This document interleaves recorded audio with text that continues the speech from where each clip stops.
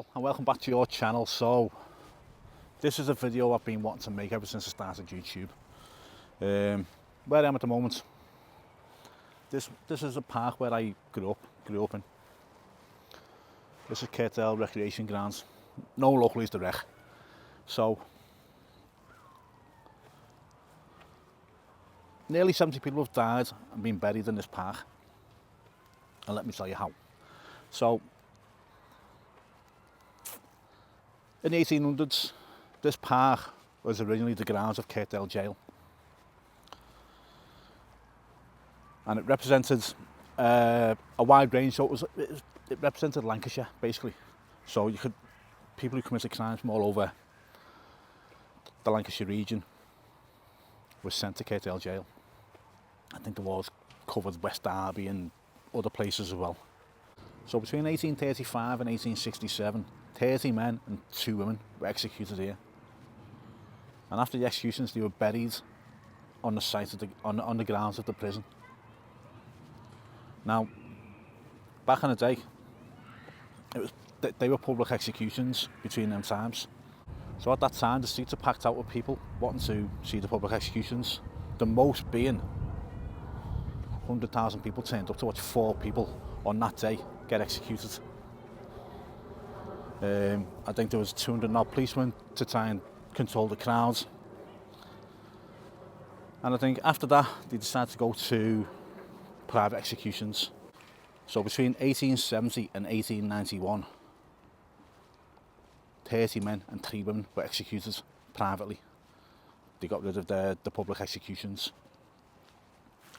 But again, they were still buried on the grounds of the prison. It was only after the prison shut in 1893 that they exhumed all the bodies and transferred them to a cemetery on Longmore Lane. I think that cemetery is called Kirkdale Cemetery, even though it's nowhere near Kirkdale. So all the bodies were moved there, but I've been around here with a K2 meter and I get readings from it. So make of that what you will. So where I'm walking now, behind me there, this is the path leading up into the prison. So let me turn you around. So that's the entrance to the park there. That would have been the entrance to the prison. Then you walk up here, and the prison entrance would be around just in front of that path somewhere, according to the map. Now, I grew up around here, so the street over there, Suffield Road, I grew up in. I moved there in about 1984. My parents stayed there till around 2013, 2014. So it's a long time, and I used to hang around in this park. And the surrounding areas here are definitely haunted. There's been so much activity that I've seen in my own house. I used to live in number 14 Suffield Road, and there's a lot of activity in that house. I'd seen it, my mum and dad have seen it. I'm not saying I've seen ghosts in there, but you know, stuff moving, orbs. I've seen a flashing orb in my bedroom in there. The entrance just behind the street. The entry just behind the street. I saw a young girl. I was only a kid myself, so you'd be out. You could walk between jiggers then. And I was walking through, and I saw a girl standing by a back gate, and like it was weird because she was just standing like her face to the wall like that. And this is about 9, 10 o'clock at night. I was just cutting through to a mate's house, and I shouted her, got no response. Got a bit closer, nothing. Shouted again, got no response. Then I thought, shit, is this a ghost? And I ran away, tail between my legs. The park itself, I've hung around here at night, and it's, you know, it's an airy place, just behind. So this is the bowling greens here. This is the old bowling greens. It's all overgrown now. Just behind there used to be a factory called Robley House, and I know people that work there that said they've seen stuff in there. Apparitions, things going bumping at night, all kinds of stuff going on around there. So yeah. So going back to the prison, so the public executions, they were mainly carried out by a hangman called William Calcraft. Now he was criticised quite a lot for his botched executions. People suffered during his executions because he'd done a thing called a short drop execution. The majority of the private executions were done by a man called William Marwood. Now he introduced the long drop technique, which when a person dropped, they dropped that from that such a height, that fast, that it snapped the neck. Okay, so they were probably dead before they choked to death.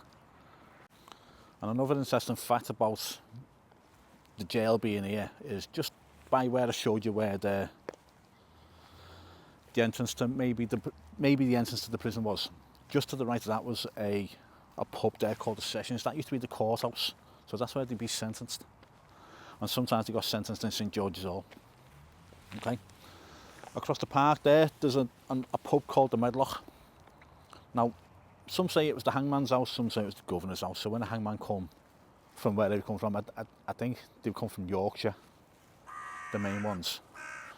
And they were like celebrities in the day, hangmen.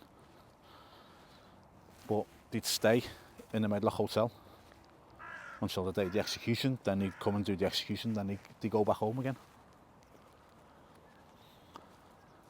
Just further down the road, there's a place called the Old Bill. When I was growing up, that was a pub, but back in the day when this was a prison, that was a police station. So I assumed that they got kept in the police station, moved to the Sessions where they got sentenced, then into the prison. Then the hangman, just up there, would come in and hang them. Now, a majority, if not all, of these hangings were for murders. Some for child murders, some for a load of wives were killed. When I've looked it up, I'll cover some of the stories in future videos. There's some interesting ones. There's a main one where I think there's a gang called the Corner Gang, something like that. Jumped a guy in the street on Five Bar Street in town, kicked him to death. I think there was 3 or 4 of them. They all got hung here for that murder. I think that was the bigger profile one, if you like. I'll cover that in a future video. Now, interestingly, there's a block of flats over there called Marwood Towers, and I was just mentioned there was a man called William Marwood, who was a hangman. So, are they named after him? I've tried looking it up and I can't find anything. Maybe someone can let me know in the comments. But it's not far away from me. It's just over the way there, not far from the park. Now, the street where I said I grew up in, just over there, so just behind me. Loads of houses just over there. They weren't here when the map I found of the prison was here. But a load of streets were, so all the streets over that side, they were here. Which makes sense because the hangman's house, Sessions Roads, they were all here. So another interesting fact is that some of the paths that run through the park now ran through the prison. Now I say some because there used to be a path that come through the gate up there and it winds through here, but it's all grass there now, and it winds through this way. And I remember that as a kid, but that's not here anymore, that path. But the other paths are, and the only one that wouldn't be part is the one that they put in after they got rid of the windy path. So there's a lady just behind me there, walking away. She's lived down here in the same house for 57 years, so a lot longer. So it was well before I moved here that she's been living here.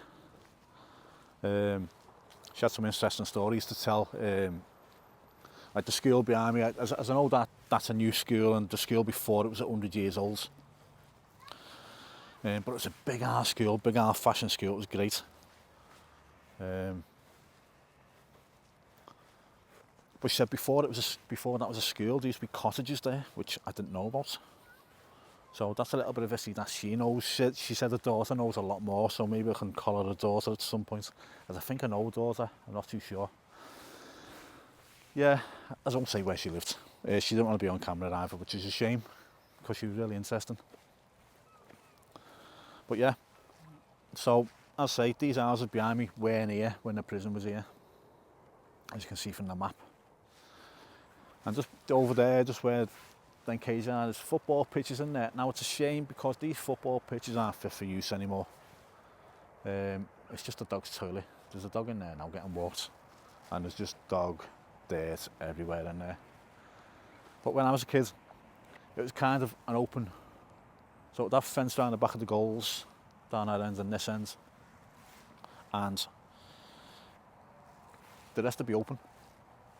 There's floodlights, so you could play football till, 11, 12 o'clock at night, and then the floodlights would go off. But we knew where the box was, so we could flick them back on again if we wanted to carry on playing for longer. And when I say a few of us play football, it'd be like 15, 20 a side. So it didn't, the score didn't matter in the end, because I think everyone just lost count. But it was great growing up as a kid. One thing I don't know is if because all the walls and posts and that around are quite old. Now I assume there when the park got built, I don't think there's any original structures of the prison left. But when I was a kid, there used to be a little bit of a wall over there with a door that led nowhere. And I think that might have been part of the prison at some point. It's a shame it's not still there. I could have showed you it. But there's something down here that's quite interesting. I'll show you now. There's nothing to it, but it's quite interesting when I was a kid. So as I say, walking down here is history, because this is the original path to the entrance of the prison, according to that map, which I'm glad it's still here. I'm walking down it for different reasons that maybe people walked down it back in the day. But walking this way would have been a good thing for them, because it meant they were leaving. Now the bit of interest here is this stone. Now we called this the witch's grave, because it looks like, well, there's a handprint on it, just there.